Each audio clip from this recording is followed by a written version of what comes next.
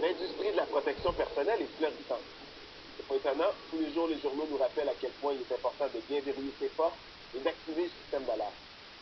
Mais dans les légendes urbaines, il n'existe aucun moyen de protection capable de dissuader le maniaque tueur. Ça, Stéphanie Guillemette de Buckingham le sait. Une amie de sa mère aurait vécu une histoire horrible qu'elle nous a proposée sur le site de Canal+. Son histoire a été élue légende préférée des internautes qui ont voté dans le cadre du recrutement de légendes urbaines. Cette histoire-là se serait passée en banlieue, chez un jeune couple qui avait décidé de faire garder son bébé pour la première fois. Comme ils ne connaissaient pas de gardienne dans leur quartier et que les grands-mères et les tantes habitaient trop loin, ils avaient trouvé une gardienne dans les petites annonces. Mais la mère est très nerveuse. C'est la première fois qu'elle laisse son enfant seul.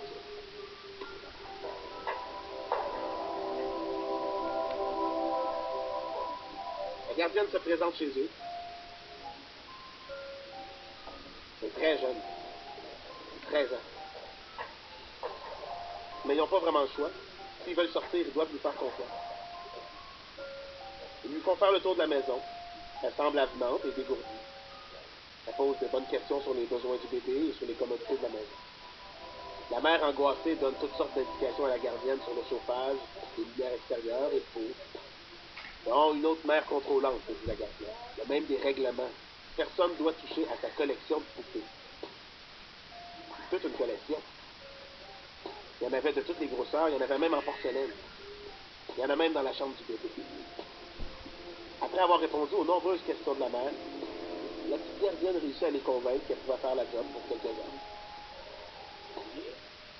Surtout que le petit dormirait probablement toute la soirée.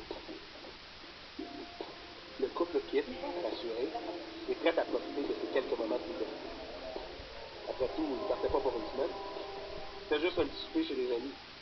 Ça faisait quand même plusieurs mois qu'il était pas sorti. Bon, la gardienne finit par pouvoir s'installer pour regarder la télé. Il y a une de ces émissions d'ados, pas très intellectuelle, mais divertissante, qui joue justement ce soir-là. Elle se dit que ce sera de l'argent gagné facilement, que la soirée sera très tranquille.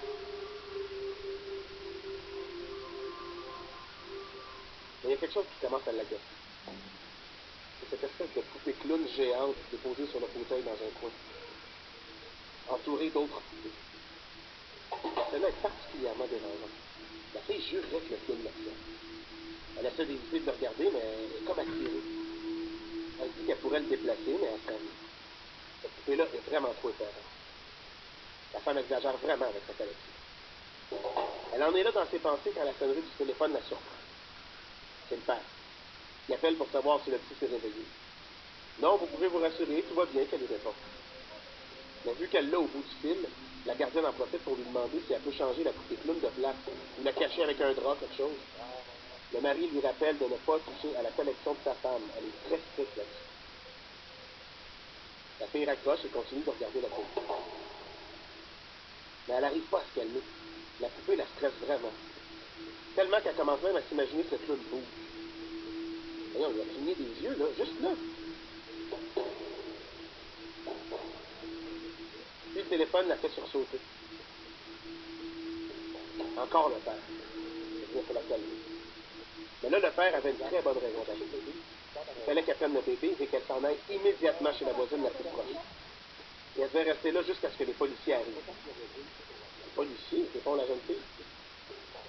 Oui, il fallait faire vite, lui ordonne le père, sans ajouter d'explication. La fille court chercher le bébé, sans savoir ce qui avait fait paniquer les parents.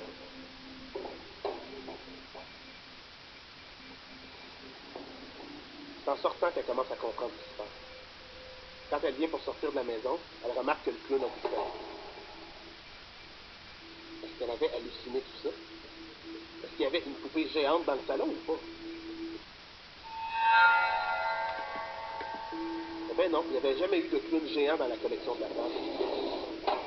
Et c'est ce dont s'étaient rappelés les parents quelques minutes après que la gardienne leur en ait parlé. Car la fille n'avait pas rêvé. Il y avait bel et bien un clown dans le salon. Un vrai clown. Un pédophile en cavale dont il avait été question dans les journaux durant la semaine. Un pédophile qui avait trouvé un truc pas mal intéressant pour attirer les enfants.